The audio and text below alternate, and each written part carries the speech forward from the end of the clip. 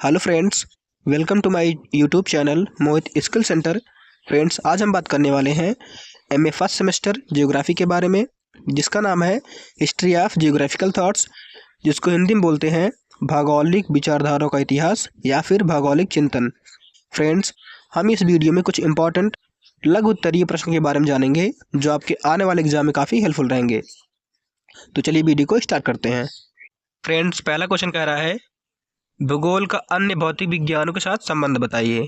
Answer में कह रहा है भूगोल भूपटल के घटना दृश्यों की मानव पर्यावरण संबंध के परिप्रेक्ष्य में विवेचना करता है।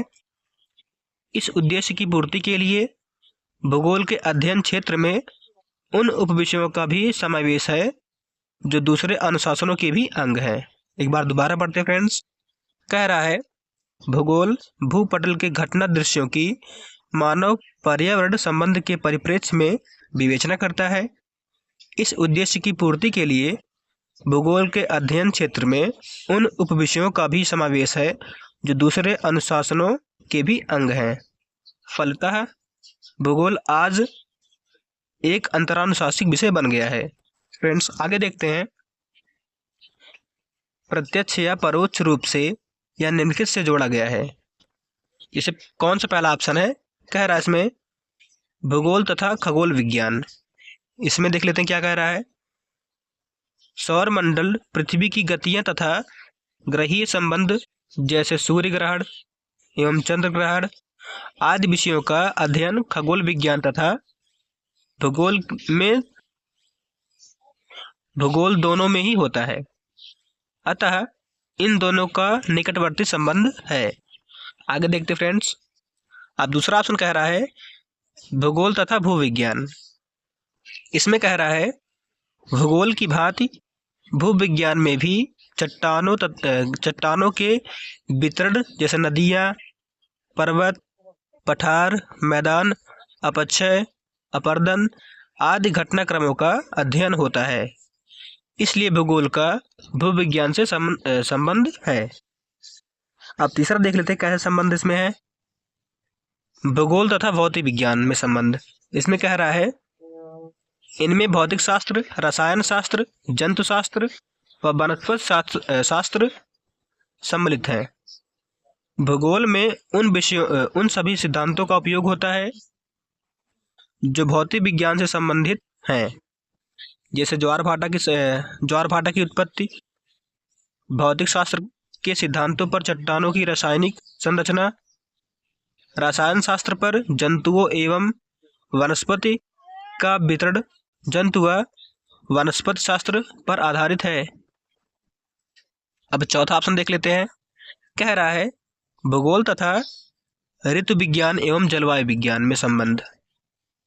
इसमें कह रहा है किसी प्रदेश में मानव जीवन तथा क्रियाकलापों पर जलवायु की महत्वपूर्ण भूमिका होती है। आगे देखते हैं। जलवायु के अनुसार ही वनस्पति जीव जंतु होते हैं। अगर जलवायु न रहे, जल और वायु, पानी और हवा न रहे तो जीवन संभव नहीं है, वनस्पति का भी और जीव जंतु का भी। इसलिए भूगोल के अध्ययन में ऋतु एवं जलवायु का विश्लेषण आधारभूत होता है। अब पांचवा देख लेते कैसा संबंध इसमें है। भूगोल तथा समुद्र विज्ञान में संबंध। इसमें कह रहा है किसी प्रदेश के जल संसाधनों तथा जल शक्ति की क्षमता और विकास का अध्ययन भी भूगोल में होता है, जैसे बंदरगाहों तथा समुद्री परिवहन, ज्वार भाटा धाराएं आदि। ठीक है फ्रेंड्स। अब दूसरा क्वेश्चन कह रहा है अल बरूनी का सविस्तार वर्णन कीजिए। आंसर में कह रहा है अल बरूनी 1937 से 1040 ईस्वी में गणित के खगोलिकी एवं भूगोल के क्षेत्र में अपना एक प्रमुख स्थान रखते हैं। इन्होंने भारत में आकर भारत से ज्ञान अर्जित किया, संस्कृत ग्रंथों का अरबिक भाषा में अनुवाद किया, मतलब ट्रांसलेट कर दिए। इन्होंने प्राचीन एवं आधुनिक ज्ञान से सामंजस्य स्थापित करने का प्रयास किया। आगे देखते फ्रेंड। 11वीं शताब्दी तक अरब के लोग अफ्रीका के पूर्वी तट की सूचनाएं प्राप्त कर चुके थे। अल-बरूनी के अनुसार अरबों को 20 अंश दक्षिण अक्षांश सोफाला तक ज्ञान था। इन्होंने यह भी कहा था या फिर बताया था कि पृथ्वी का उत्तरी भाग आबादी युक्त है, जबकि दक्षिणी भाग किसी से भी अज्ञात है। इन्होंने नील नदी की उत्पत्ति कोमर पर्वत से मानी है। किसने मानी है? अल-बरूनी ने। इस पर्वतीय क्षेत्र को निग्रो जाति का निवास स्थान माना गया है। ठीक है फ्रेंड्स, आगे कह रहा है, और इन्होंने सिंधु घाटी की उत्पत्ति के विषय में भी मत व्यक्त किया है। सिंधु नदी के उद्गम को सही सही बताया है।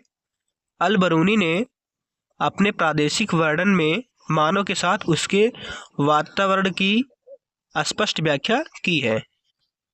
ठीक है फ्रेंड्स, आगे कह रहा है, अल-बरूनी के 3 प्रमुख ग्रंथ हैं, जैसे कौन कौन से? किताबे हिंद, दूसरा जवाहरात, और तीसरा स्थानों की सीमाएं तथा दूरियों की अशुद्धियाँ।